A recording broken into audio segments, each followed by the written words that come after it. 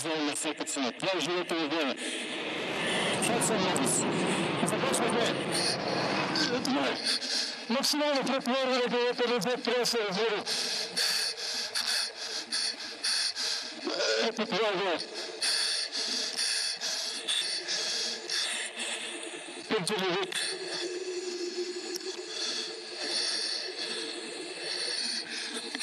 В момента спускаме максималният енергетични възможности на самолета. Предварването е смазващо. Преминахме в вертикала, без вертикала.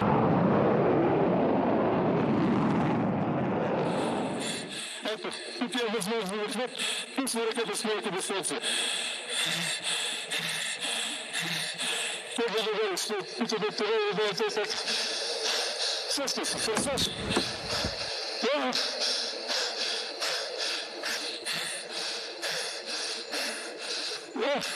Ще опитва се вас да това е най-трудният момент, най-силният отбор. Ръката може да се натига да ги уредете никъде.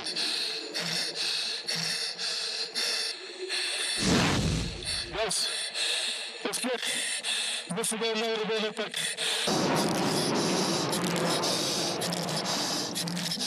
Най-възбилна.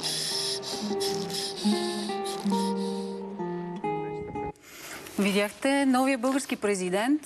Това е филмът "Въздушен бой". Неговият автор е интервюирал легендарни лидери и личности от цял свят. Наблюдава е процеси, които са променяли действителността, в която живеем, и знае как да обясни това, което вижда. За него, например, избора на Тръмп е експлозия за мозъка. Направи сравнение, че Тръмп бил като Рейган на стероиди. Интересно ми е как ще определи новия български президент, генерал Румен Радев. Гостува журналистът Тома Томов. Здравей! Здрасти. Ако не получи инфаркт, ще стане хубав разговор. Добре, това са кадри от твоя филм. Преди колко години заснет? Ами, доста. 7-8. Защо направи филм за един пилот? Ами, аз го видях в един самолет и си говорихме с него.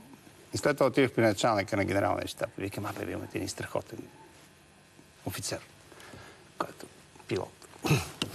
И той знам за кой говориш. А ти го засичаш на летище Шарл де Гол. Ти достатъчно е да го чуеш, нали, да го видиш.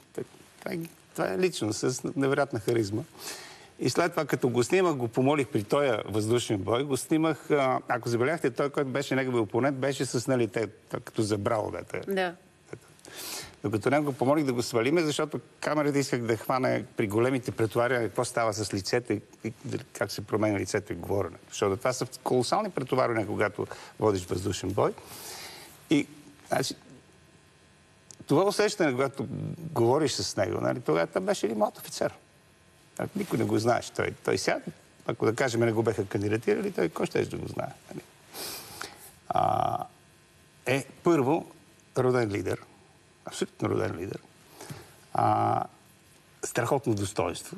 И това чувство, че си с хищник. С хищник? Хищник, да. Той може да убива. Което е много интересно. Значи те поначало, ако забелязахте... Това добре ли е, ако е президент на държава? Да, например, това в парламента сега. Виж как срещу тебе... Ти си дошъл с една реч, носиш си я с тебе си, нали? Речта, като реч, нали? Критиката беше текста, чете Румен Радев. Така, значи, чакай сега. И в един момент виждаш срещу тебе 200 души, които ти си ги виждал само, нали, по телевизията. И знаеш, те седят срещу тебе, почват, не знам, плюеха ли семки, но гледаха презвително, говорят си, викат. Апострофираха. Те през цялото време гледах отзад как беше президиума беше притеснен. И той по едно време, защото представи си да беше излезъл без да казва тези 4 думи, които го определиха. Та реч останат само 4 думи. И имате една седмица. Една седмица. Имате още една седмица. Тоест, ако той не беше казал това нещо, той ще бъде един унижен мухлю. Нали? Той просто... При него инстинктът сработи на силния мъж, той издръмжа и те реагираха така, като реагираха. Смяташ, че обърна играта за 30 секунди. Виж, най-точно го каза доктор Николай Михайлов, който аз страшно много уважавам. Той каза, отношение на победител към победение. Но при този човек, каза, това направих филм за него, както при това съм правил заедно с Дмитрий Иванов филм за Тончо Жечев, страстите български велик, или за Ванга, или за един забележителен български урбанист, архитект като Христо Генчев, или за... Те са много, така, Амос Олс, Кензо Танке, Акира Куросава, Индира Ганди, Горбачов. Но когато срещнеш такъв човек, когато той ти стане лидер на страната, ти фактически... До сега това, което липсваше на нашата страна, за предишния президент, липсваше достоинство. Значи, това е страна, на която нещо и се спуска и тя като робот повтаря това, което и се казва. Добре. Това, което този човек, аз инвестирам в този човек, аз лично инвестирам надежда. И чувства, че той никога, един такъв човек, никога няма да се държи без достоинство. И винаги той човек, когато представлява страната, тази страна ще бъде уважавана. Още нещо. Считания за проруски Радев всъщност е американски възпитаник, така ли? Обучавам в Америка. Добре, ако утре Тръмп и Путин се разберат тук, те русофобите, какво ще пишат? Дитирамби за до вчерашния демон. Те са глупости, това са провинциални простотии. Опити да бъде атакуван? Хубаво, да бъде атакувайте. Какво означава, когато генерал стане президент на България? През изминалите 1000 години, може би от 10 най-големи българи, поне няколко са генерали, които защитаваха България долу на македонските чукари на завоя на Черна, тези, които атакуваха Одрин. Значи, има велики български генерали. Да си български генерал е големо нещо. Фактически Симеон Велики не е ли бил генерал? Когато застава, зад него имаш 7 колена на цар. Човек, който знае по-добре културата на Цариград, от който идеи. Срещу него трябва да преговаря с един некрамотен селендур от някъде надолу, нали, като Рома Лакопин, който нито може да чете, нито може да пише. Винаги... А какво е Симеон? Той е генерал. Той ръководя българските войски, освен че е бил император на Запада, както го наричате. Но по принцип аз мисля, че генералите са големо нещо. Макартер е генерал. Жуков е бил генерал. Манштайн е бил генерал. Тоест, казваш, че това ще повлече след себе си само положителни... Едно е да кажем да си шеф да си строителен предприемач. Друго е да може да ръководиш хора, които са деца, които са парализирани и седят в едни окопи от страх. И те трябва да минат да станат, ти им нареждаш да станат, да минат 200 метра, да убият непознати хора. И живота на пехотата през Втората световна война е била една атака и половина. И най-важното нещо е един офицер, който може да ги дигне. Да си генерал още повече. Това трябва да мислиш как да водиш самата битка. Така че цяло щастие за България, че имаме един достоен и смел и мъдър мъж. Добре, за генерала добре. Какво означава обаче, когато бизнесмен поеме света? Защото Доналд Тръмп, когато ти нарече избора му експлозия за мозъка, сравниво си каза, че това било като Рейган на стероиди. Какво означава, когато бизнесмен поеме? Преди това казах, че никога не вярвам, че той може да стане такъв президент. Шон Пен го наричаше мастурбиращ нарцис. Има една книга, която върви по всички български книжарници. Казва се "Искам всичко". Тя е на един италянец, ако се лъжа, която е много добра биография. Аз нищо не знаех за него, въпреки че в Америка съм живял, може би, към 3 години и половина, през 20-30 пъти съм бил там. И винаги съм минавал покрай неговата къща, гледал съм, чел съм за него непрекъснато, той непрекъснато взеше в новините. Но вчера, като го гледах, он ли не беше? Инаугурацията. Значи, аз през цялото време наблюдах инаугурацията. Значи, телевизията, която наблюдах, води тя пропагандна кампания против него. Говоря за CNN. Да го виждаш как влиза, изправя се и седи като един Ленин, който на броневика, когато влиза в Русия след бронирания влак.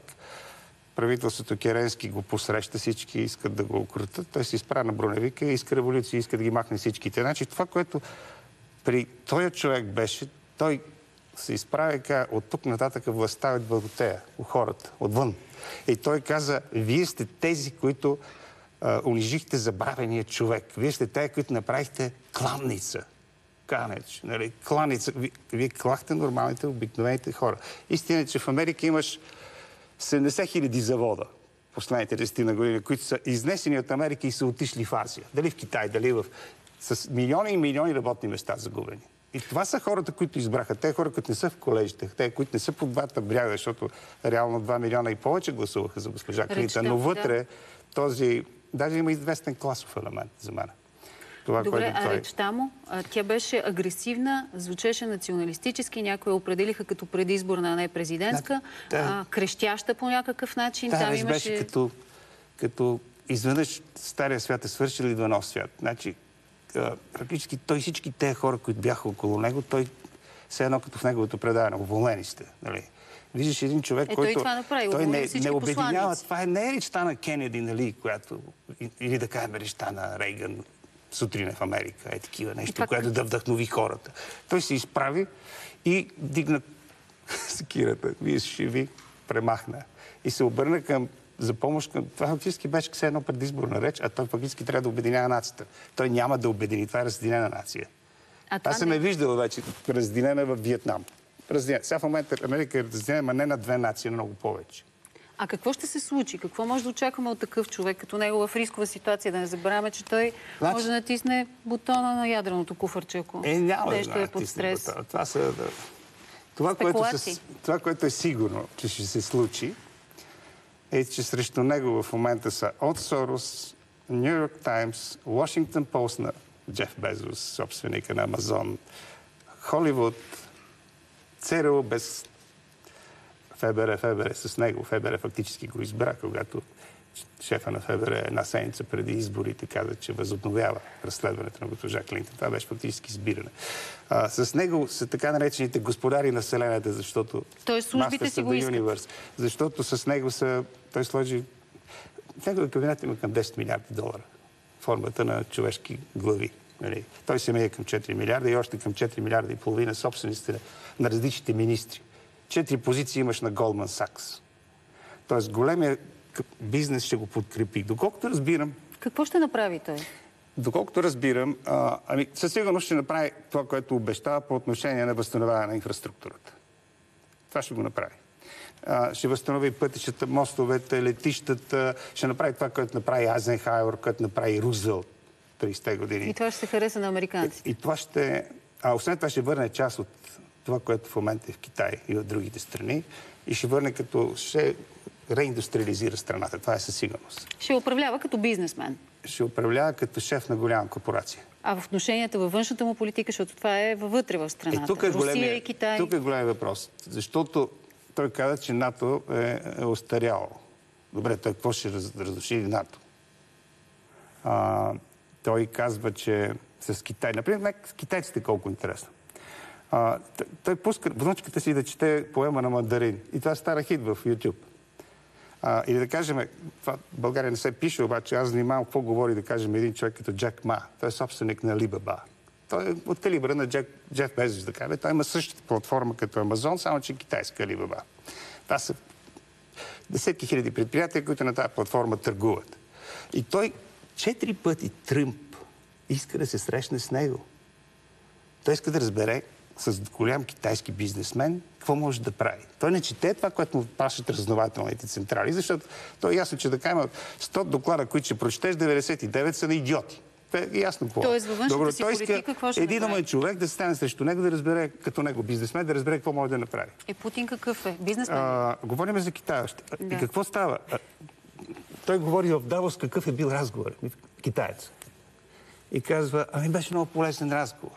Аз му казах, да, вие пренесахте при нас един куп заводи. И вашите големи корпорации спечелиха гигантски пари. Обаче въпросът е, къде отидаха след това парите? Къде отидаха? Преди той китаецът сам си дал отговор.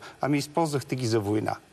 И това е факт. Америка в момента воюва с 7 страни, бомбардира 7 страни. Последните 30 години 13 войни е водил.